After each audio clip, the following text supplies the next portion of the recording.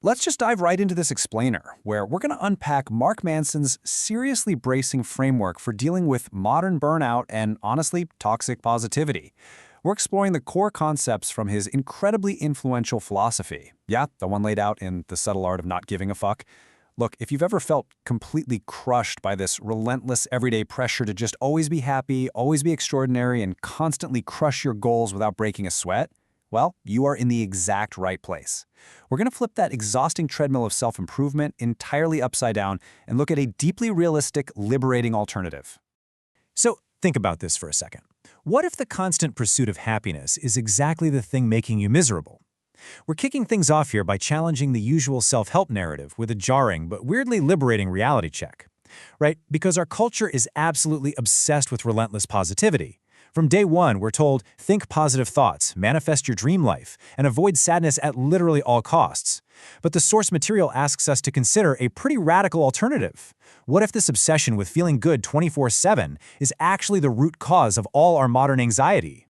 Now, this perfectly diagnoses why trying so hard to be happy often leaves us feeling totally empty. It's called the backwards law, and it basically suggests that the desire for a more positive experience is itself inherently a negative experience. I mean, think about it in your own life. The more you desperately focus on wanting to be rich, the poorer and more inadequate you feel right now. The more you obsess over needing to be happy, the more you realize, well, you aren't. But conversely, and this is where the real freedom kicks in, the acceptance of your negative experience is itself a positive experience. Letting go of that desperate need to feel good all the time, it actually brings a profound, genuine sense of relief. And hey, this counterintuitive approach is absolutely not just some fringe philosophy. Check out this number, over 1.2 million. That's the staggering number of people who have rated Manson's work across platforms like Goodreads and Amazon. To put that into perspective, that is a massive, massive volume of people. It perfectly illustrates just how desperately folks are seeking an alternative to endless optimism. Millions are clearly just exhausted by the immense pressure to be perfect, and they're incredibly hungry for an honest approach that actually acknowledges life's unavoidable struggles. So what happens when we refuse to accept those negative emotions? Well, we trap ourselves in what Manson vividly calls the feedback loop from hell. It is exactly as exhausting as it sounds. Here's how it works. Step 1. You experience a totally normal negative emotion, like maybe you get anxious about an upcoming presentation. But because society tells us anxiety is bad, you hit Step 2. You start worrying about the fact that you're having that feeling in the first place. So now you're anxious about being anxious. Which leads directly to Step 3, feeling worse because you're worrying, until eventually, Step 4, you just spiral into complete anxiety and self-loathing. You break this cycle not by forcing fake positivity, but just by accepting that initial negative emotion and letting it be. The crucial point to remember here is that you only have a very finite amount of emotional energy. The author humorously calls this your fuck budget. And honestly, you have to ruthlessly prioritize where you spend it. Look at how limited it is.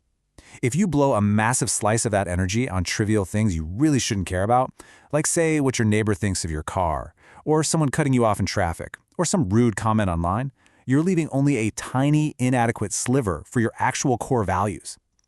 This whole philosophy isn't about being totally indifferent to the world. Not at all. It's about being highly selective so your limited emotional energy only goes toward what genuinely matters. When we contrast today's modern entitlement epidemic with actual reality, a really fascinating split emerges. On one side, conventional self-help is constantly in your ear telling you to always be positive, insisting you're exceptionally special, and demanding you avoid pain. But Manson's reality check tells a much more grounded story. He urges us to embrace our negative emotions, to accept our own ordinariness, and to recognize that suffering actually holds profound value. Seriously, accepting our own mediocrity relieves the crushing pressure to constantly achieve or impress everybody else. The vast majority of our lives are boring and ordinary. Acknowledging that, it finally allows us to take a deep breath and appreciate the simple everyday moments without constantly feeling like failures. Okay, let's look at this quote. Who you are is defined by what you're willing to struggle for. This idea is the absolute cornerstone of choosing your path. Happiness isn't about avoiding problems. It's about finding the problems you actually enjoy solving. Right? We all want the good things. We all want the fulfilling career, the great relationships, the healthy body, but you can't just want the ultimate reward. You actually have to fall in love with the struggle that gets you there. If you want the beach body, you have to want the sweat and the awful early morning workouts. Your identity is literally forged in the fires of what you are actively willing to endure. And by leaning into life's inevitable friction, we do so much more than just survive discomfort. Embracing the struggle actively drives our personal growth and character development. It skyrockets your resilience and sharpens your problem-solving skills. Paradoxically, the pain we endure creates a much deeper, richer appreciation for the positive moments when they do finally show up. The really vital skill here is learning to differentiate between productive pain, the kind that aligns with your values and pushes you forward, and unproductive pain, which is basically just pointless suffering over trivial stuff. Now, I know this next concept might sound a bit heavy at first, but taking radical responsibility is actually the ultimate key to taking your power back. Radical responsibility simply means taking absolute ownership of everything in your life, even the circumstances that are completely beyond your control. And notice the absolutely crucial distinction here. You might not be at fault for something terrible that happens to you, but you are always 100% responsible for how you choose to respond to it. Blame is all about the past, but responsibility, that's about the present and the future. And this stark contrast brilliantly illustrates the difference between staying trapped in a comforting sort of stagnation versus finally stepping into the driver's seat of your own life. A victim mentality focuses heavily on blaming others.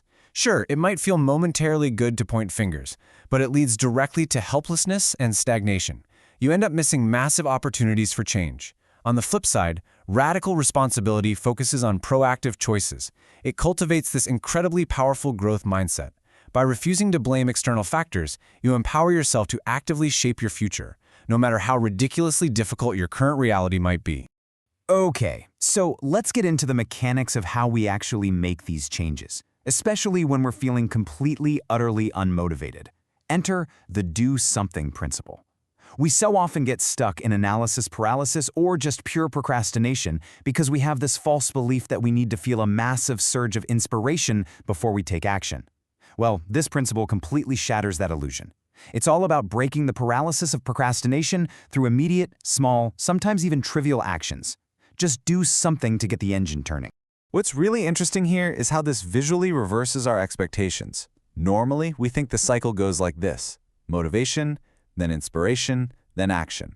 We just sit around and wait for the emotional spark. But actually, scratch that. It's totally backwards. Action comes first. You do something, literally anything, no matter how small. That initial action generates a tiny result, which brings a flash of inspiration, which then magically creates the motivation to keep going. It is a completely proactive loop that puts you entirely in control of your own momentum.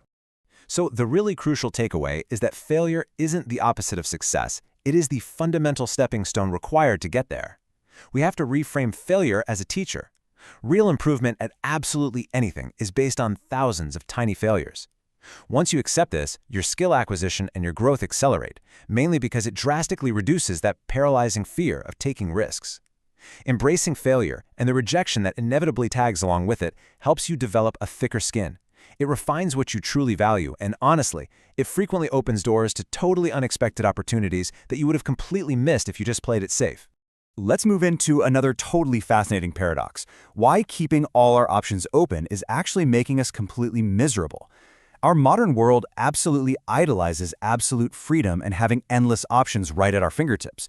But the philosophy here argues that commitment is liberation. We actually find true freedom and meaning by intentionally rejecting endless alternatives. We quite literally have to narrow our focus in order to expand our depth. Think about it. If you're constantly chasing the next best thing, you never fully experience what you currently have right in front of you. This is the paradox of endless choice. When we have way too many options, it triggers severe analysis paralysis and massive indecision. Surprisingly, having more options actually decreases our satisfaction with the choices we do make because we're constantly second-guessing, wondering if a better option was out there somewhere.